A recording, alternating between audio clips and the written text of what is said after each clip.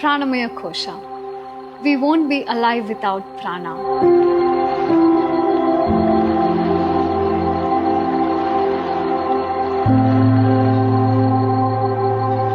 We breathe 23,000 times a day, and how many of them are not interrupted by a thought?